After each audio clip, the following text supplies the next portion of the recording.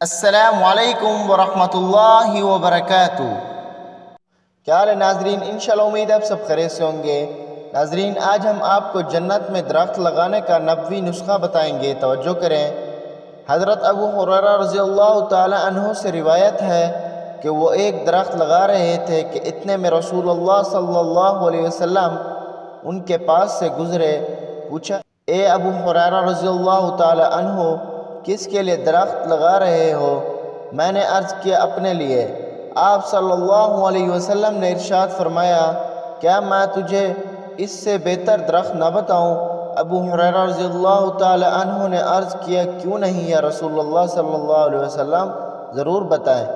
آپ صلی اللہ علیہ وسلم نے فرمایا، کہو سبحان اللہ، ترجمہ اللہ ہر عیب سے پاک ہے، اور الحمدللہ، ترجمہ سب تعریفیں اللہ کے لیے ہیں، اور لا الہ الا اللہ، ترجمہ اللہ کے سوا کوئی معبود نہیں، برحق نہیں، اور اللہ اکبر، اللہ سب سے بڑا ہے۔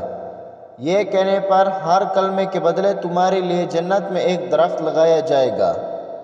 ٹھیک ہے ناظرین، اب میں آپ لوگوں سے اجازت چاہتا ہوں، دعاؤں میں یاد رکھیں۔ انشاءاللہ ملتے ہیں نئی ویڈیو کے ساتھ۔ السلام علیکم ورحمۃ اللہ وبرکاتہ۔